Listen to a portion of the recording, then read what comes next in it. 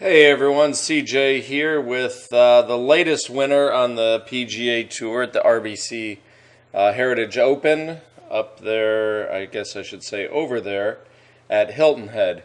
Matt has been looking like he was going to win the last few weeks and played well at Augusta and then finally broke through and won here with an incredible Sunday, front nine shooting 30. Looked like he was going to go into the 18th hole with a two-shot lead, missed a four-footer, and then missed a three-footer coming back to make it interesting, and then holed out a bunker shot on 18 to make it even more interesting. So, great playing to Matt. Congratulations to him. I want to thank, I got this off YouTube, this video on the right from the San Francisco Golf Academy.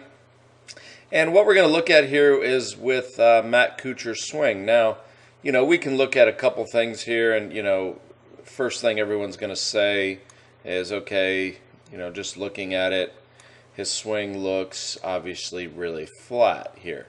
And it is.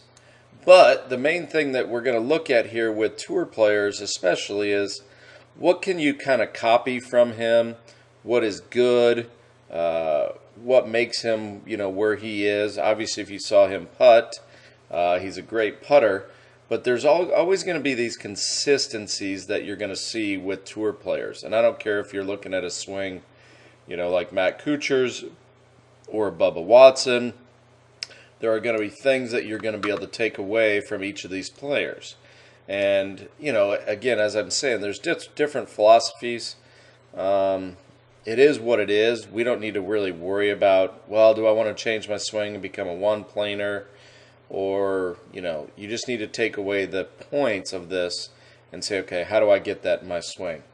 Let's first look at Matt's swing here from face on. Now, number one, if you look at his grip, primarily his left-hand grip, you could see he's got a pretty strong grip. This is something that you would want to look at doing if you have a tendency to slice. And what I mean by strong is not gripping tighter, but just turned more to the right.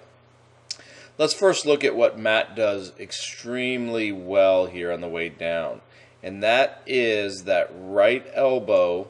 You can see for people that have a tendency to slice or come over the top, this is the feeling. You want that right elbow below your left arm on the way down. And you're also going to see how he's going to jam that right elbow down, trying to get it in front of his right hip. So he has gone back much wider on the way back, with the right arm being kind of straight there, or soft, comfortably straight. And then it gets narrow on the way down. And this is what makes Matt as good of a player. And this is one of the similarities that you're going to see between tour players, is this left arm is very straight and he has plenty of wrist angle. And the right elbow is trying to get in front of his right hip. Now, this is something that I want to kind of show you from this view, is his right arm is a little bit stuck, just a little bit behind his right hip. But, he's obviously able to recover and hit some very good shots because he rotates through it nicely. But that might be the one area that I'd be looking at. But again, as I said, we got to look at what he does well. It's not always about trying to change someone's swing just for the sake of changing it. It's trying to figure out what they do well and how do we incorporate that into our swing. So I hope that makes sense to you and what we're going to look at with Matt. So number one factor, looking over here on the left, is again how he gets that right elbow down in front with some great extension. Don't worry about the shaft bend there. That's just because it's an HD camera. It's a rolling shutter. And then he is able to go through and release it with some great extension. This is another area. Bobby Wilson does a lot of extension drills. That's something you would definitely want to look at from a power situation. From down the line view, what we're going to look at, again, we're going to see that Matt's swing goes very much to the inside, going back. And now I'm not a big fan of this because the face stays somewhat closed. There's not as really any hand action at that point, which I think when you're doing that with your full swing, you really don't want to do that with your chipping, and at that point it would be very difficult. So therefore he's got to learn a new technique or new method with chipping, because he definitely couldn't chip it from that position right there. He would add in a lot more wrist hinge.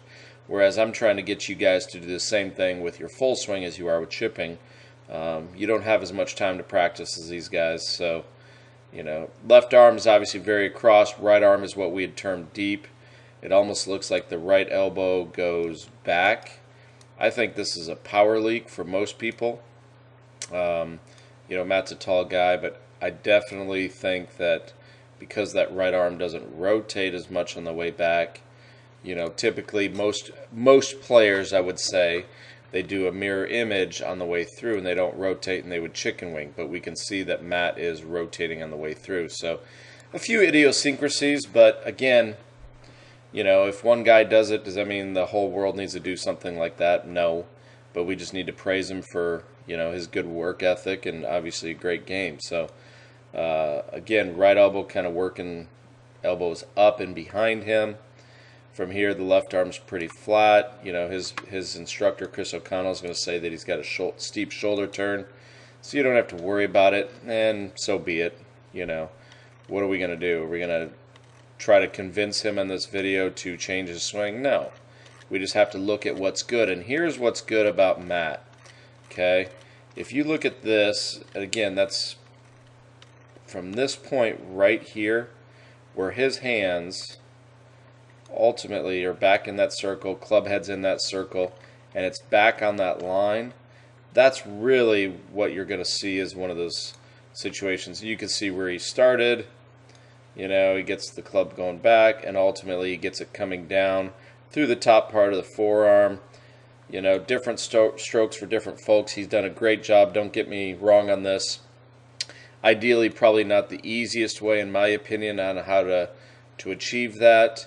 But Matt has done a great job in working it. So we don't know what his body tendencies are, what his tendency was. He's steep on it, whatever the case may have been in the past. But again, this is something that I want you to look at from him. A couple things you're going to take away. One is, as he's created width, you want to be able to keep that right elbow into your side on the way down. And if you're a slicer, try to get that right elbow, your feeling is to try to get that right elbow lower than your left arm. From down the line, one of the things you're looking at from Matt is, again, how that shaft comes down ultimately through the top part of the forearm. He's maintained his angles pretty well. Let's just draw a line on his rear end here so you guys can see that. These are points that the average person that is listening to this can kind of take away and really try to apply to their game. I think all the other stuff you're going to try to do is very difficult. And again, with the way the right arm works, just knowing the way most people work, they would chicken wing it on the way through. Matt does not. And that's why he is where he is. So I hope you enjoyed this swing analysis of Matt Kuchar. Like I said, great player. Pick and choose, just understand what he does well and why he's there. Okay, good grip for a slicer and getting that right elbow below. So I'll see you guys next week.